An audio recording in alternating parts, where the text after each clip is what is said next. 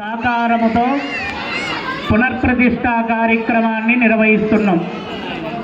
దీని వివరం ఏంటి అంటే, ఈరోజు రాత్రి అమ్మవారికి నీటి బిందెలతో అభిషేకము చేసి, పంచామృతాలతో అభిషేకము చేసి, తదుపరి అమ్మవారిని రాత్రి మొత్తము కూడా సంపూర్ణమైనటువంటి విశేషమైన అలంకారం చేస్తాం. రేపు ఉదయాన్నే అమ్మవారికి 7:45 దేవాలయము తెరవబడుతుంది. 7:45 నుండి మధ్యాహ్నం 1 గంట వరకు మాత్రమే కొలువై ఉన్నటువంటి ఈ ముత్యాలమ్మ తల్లిని మీరు దర్శించుకునేటటువంటి యోగం. లోపల నుండి ఆమె బయటికి రావడం కోసము రేపు మధ్యాహ్నము బయటకు అడుగు పెట్టినటువంటి ఆమె జీవకళా శక్తిని ఒక కలశంలో నింపుతాం. ఆ కలశము 48 రోజులు దేవాలయములో ఉంటుంది.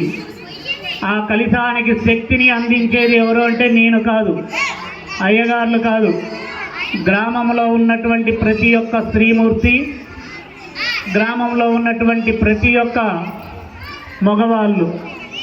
ఒక 48 రోజులు ఒక 5గురు, 10 మంది, 20 మంది లేదా 40 మంది అయిన ఒక దీక్షగా తీసుకొని ఆ కలశానికి ఒక మంత్రశక్తి సాధన మీరు చేశారు అంటే రాబోయేటటువంటి మీ నూతన ముత్యాలమ్మ తల్లి ఆనంద స్వరూపముగా గ్రామము అడుగు పెట్టేటటువంటి సమయంలోనే శీతలాదేవి మాతను మేలుకొలిపిద్ది. శీతలాదేవి అంటే బొడ్రాయికి చెప్పిద్ది, నేను కొత్తగా ఈ గ్రామంలో కొలువై ఉండడం కోసము ముత్యాల అనేటటువంటి గృహములోకి అడుగు పెడుతున్నాను. ఈ 48 రోజులు గ్రామ ప్రజలందరూ కూడా నన్ను రమ్మని చెప్పి పిలవడం కోసము ప్రతినిత్యము గుడికి వచ్చి కలశాన్ని దర్శించుకున్నారు అనేటటువంటి విధానముతో అమ్మవారు రాబోతుంది. మీరందరూ కూడా రేపు అమ్మవారిని మధ్యాహ్నం కదిలించి బయటికి తీసిన తర్వాత కలశంలోకి జీవకళని మార్చేటటువంటి మంత్ర విధానం చేసేటటువంటి ప్రయాణము, ఆవుని తీసుకొని వచ్చి ఆవు తోకకి దారము కట్టి, విగ్రహానికి దారము కట్టి, ఆవు చెవులో మంత్రము చెబుతూ ఆ ఆవుని ముందుకు గుంజేటప్పుడు దారం తెగిపోతే జీవకళ గోమాతలోకి చేరుతుంది. గోమాతలోకి చేరినటువంటి జీవకళ మళ్ళీ ప్రతిష్ఠించేటటువంటి రోజున అమ్మవారిని ప్రతిష్ఠ చేసి అమ్మవారి కళ్ళకు ఉన్నటువంటి మైనం తీసే సమయంలో అదే గోమాత యొక్క తోక భాగము అమ్మవారికి కనబడాలి. మళ్ళీ దారము కట్టి ఆ విగ్రహానికి పెట్టి యథావిధముగా పునర్విధానంలో ఉన్నటువంటి నీ కళ ఏది, నీ గ్రామంలో ఎవరు గతంలో ప్రతిష్ఠించారు, వారు ఏ విధముగా నిన్ను వైభవేతంగా చూసుకున్నారు, ఇప్పుడు ఎవరెవరు ప్రతిష్ఠిస్తున్నారు, వాళ్ళ యొక్క సంకల్పం ఏంటి, ఇదంతా కూడా నీవే పరిరక్షించే దేవతగా ఈ దేవాలయంలోకి నీవు రాబోతున్నావని చెప్పి మనం ఆహ్వానించుకునేటటువంటి కార్యక్రమం రేపు మధ్యాహ్నం గోమాత దగ్గర జరుగుతుంది. గోమాతని తాకినటువంటి వారికి అమ్మవారు 48 రోజులు మీ ఇంటి దగ్గరికి వచ్చి చూసి వెళ్ళింది. నా కోసము నన్ను వైభవేతముగా నాకు ఒక కొత్త రూపాన్ని ఇవ్వడము కోసము, నాకు కొత్తగా ఉండేటటువంటి జీవకళని ఇస్తూ, నాకు అందమైనటువంటి విగ్రహ తేజస్సుని కలగ చేసేటటువంటి విధానము కోసము తరలి వచ్చినటువంటి మీ అందరికీ నేను ఏమిస్తానో తెలుసా అనేటటువంటి విధానముగా చెప్పడానికి వస్తుంది. వచ్చి మీతో ఏం మాట్లాడదు, అక్కడికి వచ్చి చూస్తుంది. ఈ ఇంట్లో మగపిల్లగాడితో బాధపడుతున్నారా తల్లిదండ్రులు, ఆడపిల్లతో బాధపడుతున్నారా, లేదు ఈ ఇంట్లో ధనము లేదా, ఈ ఇంట్లో ఉద్యోగము లేదా, ఈ ఇంట్లో ఉన్నటువంటి భార్యాభర్తల మధ్యన సమస్యలు ఉన్నాయా అని చూసేటటువంటి దేవత మీ ఇంటికి రావాలి అంటే రేపు మధ్యాహ్నం గోమాత పూజ అప్పుడు వచ్చి దర్శించుకోవాలి. అలానే ప్రారంభం అవుతుంది. ఉదయం 9 గంటల నుండి మధ్యాహ్నం 1 గంట వరకు హోమం జరుగుతూనే ఉంటుంది. ఎవరెవరు భాగస్వాములు అయ్యేవారు ఉంటారో ఆలయ కమిటీ సభ్యులకు తెలియచేసి భాగస్వాములు అవ్వండి. ఇప్పటి వరకు ఉన్నటువంటి తల్లిని మీరు చూసి హోమం చేసి ఆమెకు ఆనందాన్ని కలిగించాలంటే తలా ఒక చెయ్యి వెలియాలి. మనం ఊరు పోయేటప్పుడు మనం వెనక్కి తిరిగి చూస్తామా, మా వాళ్ళు చూస్తుర్రా లేదా, చూడకపోతే తర్వాత ఇంటికి పోయినా బాధపడరా మీరు? ఇన్ని రోజులు ఉన్న మా అన్నయ్య చూడలే, మా వదిన చూడలే, వాళ్ళు చూడలేని బాధ ఎట్లా ఉంటుందో అలానే అమ్మకు రేపు వెనకాల హోమం చేస్తున్నాం. ముందు చేసేటటువంటి హోమం ఆహ్వానించుకోవడానికి, వెనక చేసే హోమం ఇప్పటి వరకు నీ కాలం ఇంతవరకు ఉందమ్మా, ఇకపై నీ కాలంతో ప్రతిష్ఠ అయిన తర్వాత బయట కొలువయ్యే దేవత. బయట ఎక్కడ కొలువైద్దంటే ఎవరైనా మొక్కులు తీర్చుకోవాలి, ఒక కోడినో ఒక మేకనో ఏదో కోసి చెయ్యాలి అంటే రౌద్రదేవతగా ఈ లోపలున్న అమ్మవారిని తీసుకొచ్చి బయట పెడుతున్నాం. ఇక్కడ అమ్మవారికి గుడితో సంబంధం ఉండదు. మీరే సమయంలో అయినా రావచ్చు, అమ్మవారికి అక్కడ కొబ్బరికాయ కొట్టచ్చు, ఒక కోడినో ఏదో కోసుకొని అమ్మవారికి సమర్పించి మీ యొక్క సంకల్పాన్ని చెప్పుకోవచ్చు. లోపలున్న దేవతకి చాలా నియమం ఉంటుంది. ఎవరు పడితే వారు పోవడానికి ఉండదు. ఒక అయ్యగారిని పెడతాం, ఆ అయ్యగారు పూజ చేస్తే మీరు వచ్చినప్పుడు గోత్రాలు చెప్తే ఆ గోత్రాలు విని అమ్మవారు ఆనందపడి అప్పుడు మీకు అనుగ్రహతని ప్రసాదించేది ఎక్కడ? బయట. లోపలికి వెళ్ళి మెప్పించాలి, బయటికి వచ్చి దర్శించాలి. లోపల పూజ చేసుకోవాలి సాత్వికంగా, బయటికి వచ్చి ఆమెకు మొక్కుకొని వెళ్ళాలి. నాకు ఈ పని అయితే మరలా వచ్చి నీకు ఏదైతే రౌద్ర రూపంలో ఉన్న స్వరూపంగా ఉన్నావు కాబట్టి నా శక్తి కొలిగినటువంటిది నేను చేస్తా అని చెప్పుకోవాలి. రేపు ఉదయం హోమంలో అందరూ పాల్గొన్నారు అంటే మీ తల్లిని ఇప్పటిదాకా ఎవరెవరైతే చూసి దర్శించుకున్న వాళ్ళు ఉన్నారో ఆమెను మీరు బయటికి తీసుకురావచ్చు. నేను ఒక్కడిని మంత్రం చదివినా, నాతో పాటు ఉన్న ఒక 5-3 అయ్యగారుల మంత్రం చదివినా, ఈ ఆలయంలో ఉన్నటువంటి సభ్యులు వాళ్ళు సేవ చేసినా ఆమె అలుగుతుందంట. ఎందుకంటే నా గ్రామంలో అందరూ వచ్చారా, నా బిడ్డలు అందరూ వచ్చారా అని. ఆమె ఎలా చూస్తుందో తెలుసా? మగవాడు పుడితే ఇక్కడే ఉంటాడు, ఆడవాళ్ళు పుడితే గ్రామం యొక్క గడప దాటి వెళ్తారు. వెళ్ళేటప్పుడు 2 కళ్ళతో చూస్తుంది.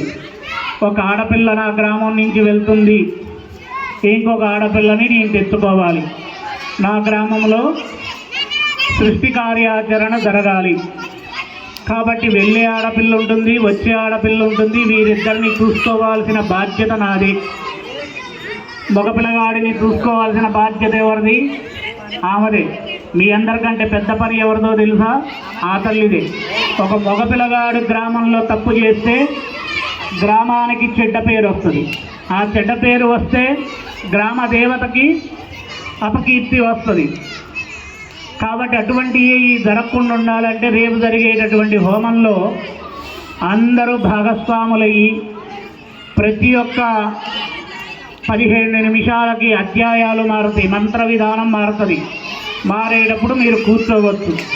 ఎవరెవరు కూర్చుంటారు, ఎవరెవరు కూర్చోరు, ఎవరెవరు చూడడానికి వస్తారు అనేటటువంటి వివరం మొత్తము కూడా ఆలయ సభ్యులకు ఇవ్వాలి.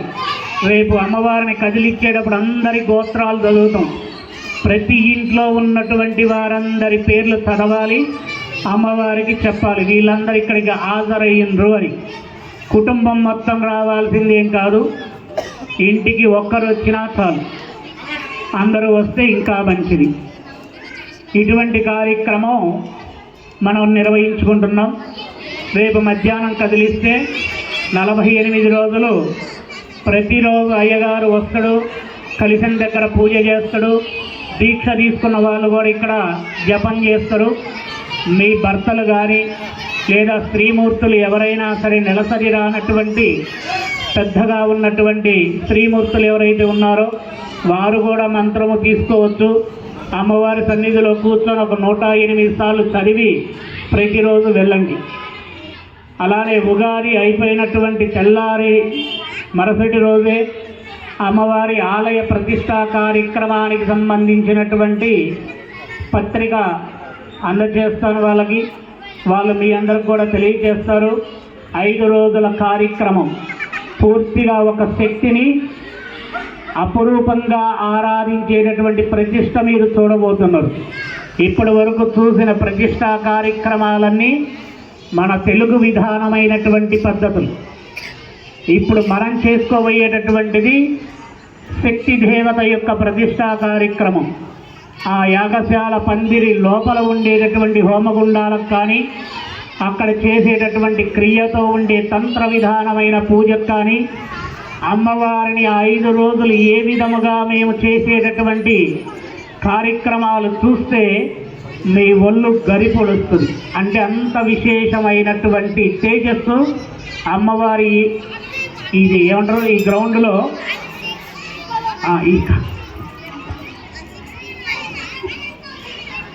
ఈ దేవాలయం యొక్క ప్రాంగణం ఏదైతే ఉందో ఇందులో హాయిగా విరాజిల్లుతూ ఉంటుంది. కాబట్టి అమ్మవారికి ఇప్పుడు మీరు చేసేటటువంటి ఇంకొక పెద్ద పని ఏంటంటే, మరలా మనం ఎప్పుడు ప్రతిష్ఠ చేస్తాం, కొన్ని సంవత్సరాల తర్వాతని, ఒక 500-600 సంవత్సరాలు పైన అవుతుంది. మరి అప్పటికల్లా మన అందరం హాయిగా ఉండాలి అంటే రాబోయేటటువంటి కొత్త తల్లికి కొన్ని విశేషమైనటువంటి ద్రవ్య సంపద ఇవ్వాలి మనం.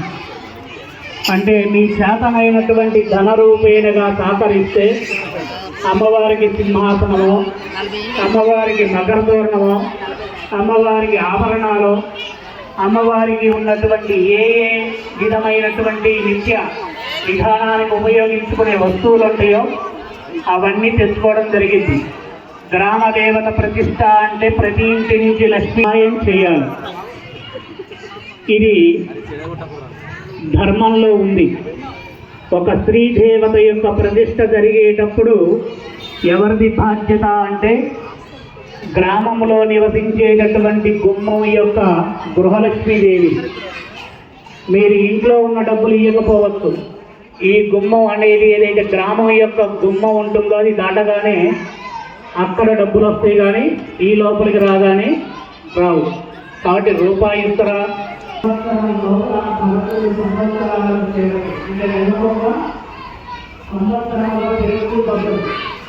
మొదటి సంవత్సరం రాగానే ఏం చేయాలి? అమ్మవారికి వాస్తవం పూజ పూజ. అదైన తర్వాత మళ్ళీ ఇంకొక సంవత్సరం అంటే 22 సంవత్సరాలు వస్తాయి. అప్పుడు అమ్మవారికి వివాహ యోగం చేయాలి. ఇటువంటి కార్యక్రమం చేయాలి అంటే ఇక్కడ అన్నీ చెప్పాలి. మనం ప్రతిష్ట జరిగేటువంటి కార్యక్రమం మొదటి వార్షికోత్సవం, రెండో సంవత్సరం వివాహానికి సంబంధించి, మూడో సంవత్సరం సంతానానికి సంబంధించి, నాలుగో సంవత్సరం గృహ నిర్మాణం కోసం, ఐదో సంవత్సరం పుట్టిన పిల్లలకు జ్ఞానయోగం. ఇది మొత్తం మనం 11 సంవత్సరాలు చేసి రాష్ట్రంలో ఉంటుంది. అంటే ప్రతి సంవత్సరం ప్రతిష్ఠించిన సమయంలో మా అమ్మవారికి ఒక పూజ హోమం చేసుకొని గోళాలు ఏమయ్యో అవి సమర్పించుకుంటాం. ఇవన్నీ కూడా ప్రతిష్టా కార్యక్రమంలో 5 రోజులు చెప్పబడతాయి. మీరందరూ రేపు ఉదయం హోమానికి మధ్యాహ్నం వచ్చేటప్పుడు అందరూ మర్చిపోవద్దు. మా అందరికీ చెప్తున్నాయండి, వచ్చేటప్పుడు అందరూ కూడా అన్నము ఆ భోజనం పెట్టిన తర్వాతే గోమాత పూజ ఉంటుంది. గోమాత పూజ అయిన తర్వాతే అమ్మవారిని కలిగేయడం జరుగుతుంది. మీరు అన్నం పెడితే మీకు కడుపు నిండా అన్నం పెట్టి, మీరు అడిగి భర్త మీద గొడవపడి లేదా భార్య మీద భర్త గొడవపడి ఒక మూల కూర్చుంటే లోపలికి వచ్చి మనసు కలిగించేటువంటి చల్లని తల్లిగా మీ లోపలికి చేరి పోయి ఆశీర్వాద భార్య గొడవపడ్డది అని చెప్పి కష్టపడి మనిషి కలిగే మనసు మగవాళ్ళకి ఇస్తుంది, ఆడవాళ్ళకు కూడా ఇస్తుంది. కాబట్టి పునఃప్రతిష్టలో అన్నము తీర్చేటటువంటి కార్యం ఉంటుంది. కొద్దిగా ఎక్కువ తీసుకున్నదో అమ్మవారి పెట్టాక మిగిలినంలో ఎక్కడ పెట్టి వీళ్ళందరూ కూడా అమ్మవారి సంవత్సరంలో తిరిగి హాయిగా ఒక 10 రకాల కూరలు లేకుండా అందరూ ఒకే రకం కూరలు 4 అనుకొని వండుకొని వస్తే వీళ్ళందరూ తర్వాత తిన్నారు. అలా పరిస్థితులు తీసుకున్నప్పుడు 3 వాళ్ళు తింటే బాగుంది. విధానం లోపల. ఎందుకంటే ఆలయం నుంచి మీకు భోజనాలు పెట్టకూడదు. ఆమెనే మనం తగ్గిస్తున్నప్పుడు ఆమె కోసం తీసుకొని మనం భోజనం పెట్టి ఆమె పండుగ తీసుకో, మనమే పండుగ చేయాలి. మీరు ఏం చేస్తారో మీ ఇష్టం. ఒక 5 రకాల కూరలో, ఒక కూరలో, అలాగే పాయసమో ఏదైనా తిండి రేపు ఆమె ఆనందపడాలి. ఈ ఆనందం మొత్తం మీకు ఎలా తెలుస్తుందిగా 45 రోజుల్లో మీరు ఇచ్చే పండాలను బట్టి అమ్మవారి ప్రతిష్టా కార్యక్రమం వైభవలేఖము మీకు తెలుస్తాయి. అంత వైభవలేఖంగా జరుగుతుంది. అమ్మవారు మీ గృహం అంటే మీ గ్రామం యొక్క పొలిమేర లోపలి కొత్తపల్లి విగ్రహం వచ్చే రోజు ఉదయం పూజ చేస్తాం మన గ్రామం మొత్తం. ఆ రోజు అమ్మవారు వచ్చే విధంగా సమయంలో తెలుస్తుంది. గ్రామ ప్రజలు ఆ తల్లి కోసం ఎంత సహకరించారు. ప్రతిష్ట అయితే చేయగలుగుతారు. ఆనందంగా తీసుకురావాలంటే ఒక డాక్టర్లో పెట్టి ఒక 2 సన్నాయిలు పెట్టి అలా తీసుకొస్తే ఇదే కానీ చేయాల్సింది చాలా ఉంటారు. ప్రతి ఇంటి నుంచి అమ్మవారి దగ్గర వెళ్ళాలి. రామ ఊరిలో గ్రామం తెచ్చి ఆమె ఆహ్వానించుకోవాలి. గుమ్మడికాయ కొట్టాలి, కొబ్బరికాయ కొట్టాలి, నీళ్ళు వేయాలి. ఆ ఇంటి నుంచి ప్రతిష్టని ఇచ్చామమ్మా అని చెప్పి ఆ రోజు మాట్లాడలేమో ఏ రకంలో తిరిగి 2 ఏళ్ళు జోడించి చెప్పుకోవాలి. ఆ రోజు నువ్వు రావడం కోసం ఆ ఇంటికి నువ్వు పంపించినటువంటి దూతలు వరాలు ఆలయ సభ్యులు నువ్వు పంపిస్తే వాళ్ళు నా గుమ్మం దాటి వచ్చారు. వాళ్ళు అడిగారు, నేను తోచింది రాసిద్దాం అది నేను ఇచ్చాను తల్లి, వాళ్ళకి ఇక్కడ వచ్చామని చెప్పి చెప్పుకుంటే అప్పుడు ఆమె వైపు వస్తుంది, నేను ప్రవేశిస్తుంది. అలానే లోపలికి వచ్చి మొదటి రోజు ప్రతిష్టప్పుడు లోపలికి వచ్చి అమ్మవారు ఆలయం లోపలికి పోకుండా ఇక్కడ అంతా తిరుగుతుంది. అంటే పూజల దగ్గర తిప్పే విధానం ఉంటుంది. అయిపోయాక 5వ రోజు ప్రతిష్ట చేయబోయేటువంటి 3 రోజులు తల్లి గ్రామంలో వెళ్తుంది. ఎదురు తెలుసా, ఇక నేను లోపలికి శాంతిరంగా వెళ్తున్నాను, నీకు ఎవరెవరికి ఏం కావాలో నేను ఇచ్చి వస్తున్నా నాకు చెప్పండి. వచ్చే రోజు ఇచ్చామని అమ్మకు చెప్పుకోవాలి. మళ్ళీ ప్రతిష్ట చేయబోయేటువంటి సమయంలో 4వ రోజు సాయంత్రం ప్రతి ఇంటి ముందు వస్తుంది రథం పైన. అప్పుడు చెప్పుకోవాలి, అమ్మా నేను లోపలికి వెళ్తున్నావు తల్లి, వచ్చేది ఇప్పుడు ఎన్నో సంవత్సరాలు అయిపోయి కాబట్టి నా ఇల్లు నా కుటుంబం నాకు అన్న తల్లిని అత్తని మామూలు తండ్రి భర్తవి అన్నీ నాకున్న కష్టం అని చెప్పి చెప్పేవాళ్ళు. తెల్లారైనా ప్రతిష్ట చేయాక అమ్మవారికి గోమాత దర్శనం అయిపోయాక అమ్మవారి విగ్రహం సమర్పించేటువంటి దాతలు దర్శనం చేసుకున్న తర్వాత అప్పుడు మీరు ఒక్కొక్కరి లోపలికి వెళ్ళి విన్నావాటలు ధనం పెట్టుకోవాలి. నిన్న చెప్పింది విన్నావా తల్లి అని ఆ అమ్మవారి ఎదురు అర్థం ఉంటుంది. ఆ అర్థంలో మీరు నమస్కరించుకోవాలి. ఇక బయటికి వచ్చేస్తే అమ్మవారు 5 రోజులు విశ్రాంతిగా కూర్చుంటారు. కొత్త స్థలం కదా, చాలామంది వచ్చిపోయారు. వీళ్ళందరిలో ఎవరో నన్ను ఏ ఇంటిలో చూసారు అని చెప్పి 5 రోజులు కూర్చొని ఒకరిని చూసుకోవాలి. నేను 2వ రోజు అంటే ప్రతిష్ట చేసిన రోజు పోయి చెప్పండి, విన్నావా తల్లి అని.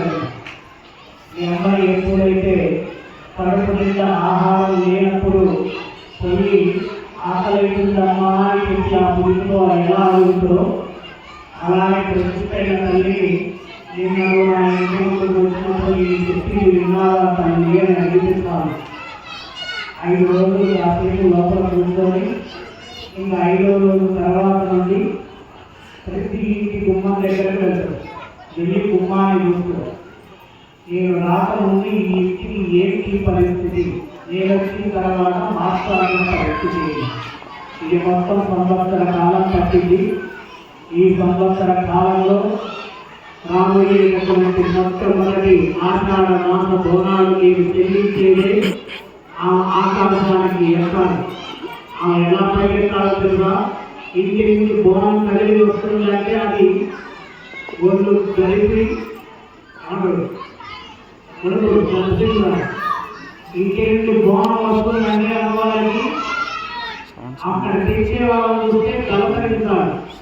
ఆ రోజు అమ్మవారు ఎలా అవుతున్నది ఇలా దుట్టు గీరబోసుకొని 2 కళ్ళు భీకరంగా పెరిగి నోరు పెద్దగా పెరిగి అక్కడ పోసేటటువంటి కుంభం అంటే పొంగల యొక్క కుంభాన్ని చూస్తుంటూ తరిగి తీరా కూసేటటువంటి దేవత కూర్చున్నది. మనం ఎంత కుంభం పోస్తే అంత పైకి వేస్తుంది. అంత పైకి వేసిందంటే గ్రామాన్ని అంత అభివృద్ధిలో తీసుకెళ్ళదు. మొట్టమొదటి సంవత్సరం చేసేటువంటి ఆచారాలు అమ్మవారు శాస్త్రంలో ప్రతిష్ఠ అయిన తర్వాత 143 అడుగుల ఎత్తులోకి దేవత వేస్తుంది. 143 అడుగుల దూరంలోకి విస్తరిస్తుంది. అటువంటి దేవత నాకు కావాలి అంటే ఆచార మాస వైభవేదాన్ని ఈ ముత్యాల తల్లికి చెప్పాలి. ఇది మొత్తము మరలా మీకు అవకాశం దొరికిందంటే గ్రామదేవత దొరకదు, దేవత దొరకదు. వెంకటేశ్వర స్వామి కానీ, శివుడి కానీ, హనుమంతుడు కానీ, సాయిబాబు కానీ ఏ దేవతైనా ప్రతిష్టలో పాల్గొనే అవకాశం ఉండదు.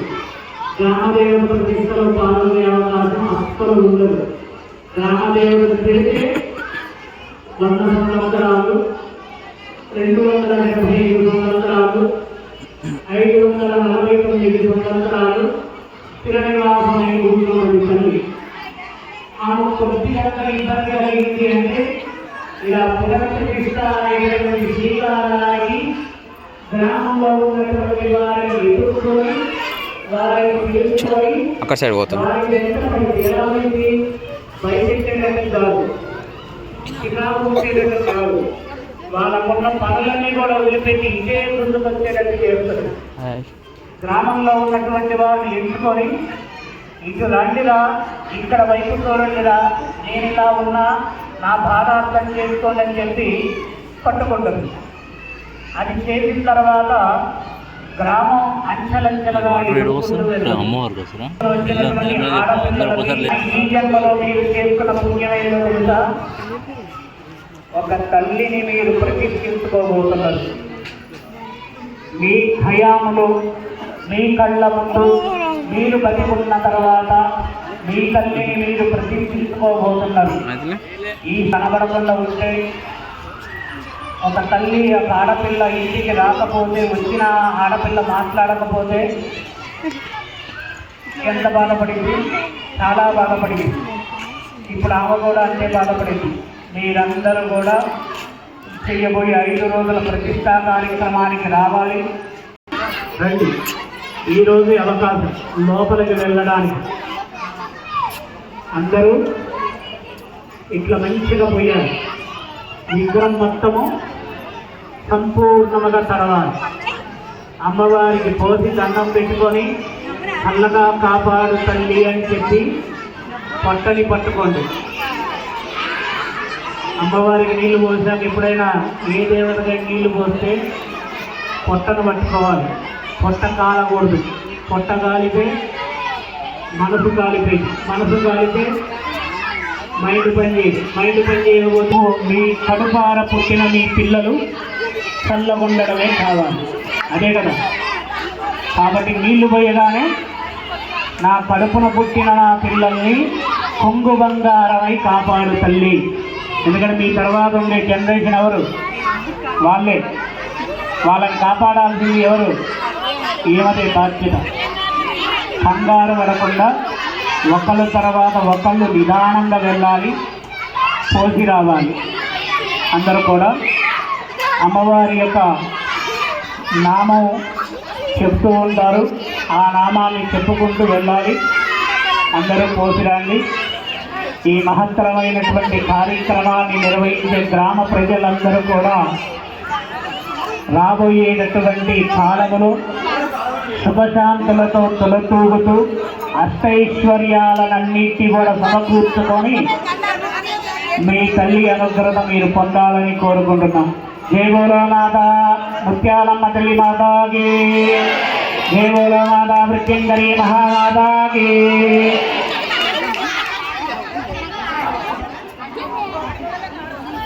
కూర్చోండి కూర్చోండి ఇప్పుడే కాదు అక్కడ ముందే అదవుతారు.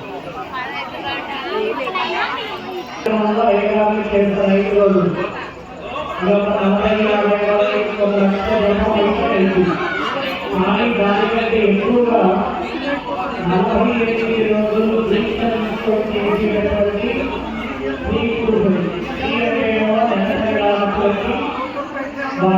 పెద్దవారు మంత్రానికి ఇస్తారు. అమ్మవారికి ఒక కళతో ఉన్నటువంటి 48 రోజులు అమ్మవారికి సేవ చేసుకోవాలి. అలాగే మగవారైతే మీ ఆఫీస్ పనులు ఏమన్నా చూసుకోవచ్చు, కానీ ప్రతిరోజు మాత్రం జపం చేయాలి. ప్రతిరోజు ఒక 5 మాత్రం ఇక్కడ వండిగా ఉండాలి. ఎంతమంది ఎక్కువైనటువంటి వారు ఉంటే అంతమంది మేము 5 ప్రయాణం చేస్తామంటే వాళ్ళకి గురించి బాగుంది. ఆ అమ్మవారు ఎప్పటికీ వాళ్ళ వైపు ఉంటుంది. ఎందుకంటే నేను రావడానికి ముందే నెల రోజుల ముందే ఆ గుడికి యంత్రమైతే ఆ యంత్రానికి బీజాక్షరాల యొక్క శక్తిని ఇంటికి 5 గ్రాలు 10 మంది 20 మంది అని కూర్చొని కాబట్టి యంత్ర శక్తి గొప్పదా విగ్రహ శక్తి గొప్పదా అంటే యంత్ర శక్తి గొప్పదా. యంత్ర శక్తి తర్వాతనే విగ్రహ శక్తి తర్వాతనే పూజాల శక్తి తర్వాతనే గుడిలో ఉన్న గంట శక్తి తర్వాతనే గుడికి ఉన్న గుమ్మం యొక్క శక్తి, గుమ్మం తర్వాత ఉన్న శక్తి ఆ గుడిలో ఉన్నటువంటి పాలు గడుపునేటువంటి స్థానానికి ఉన్న శక్తి. వీటన్నిటికీ కూడా పరిపాలించేది ఎవరంటే అమ్మవారి విగ్రహంలో ఉన్నటువంటి యంత్రం. ఆ యంత్రాన్ని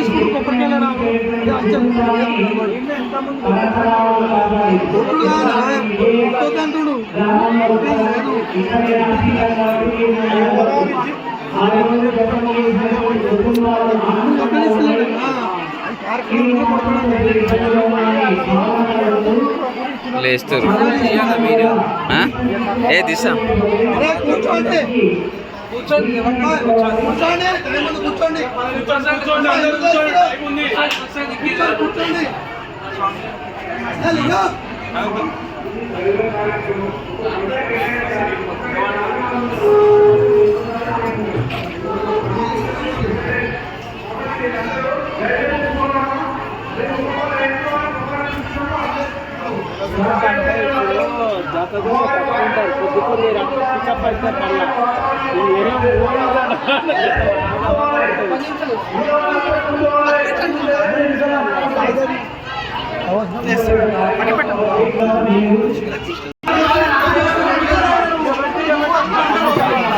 దిగొద్దురా కలిసి కలవద్దు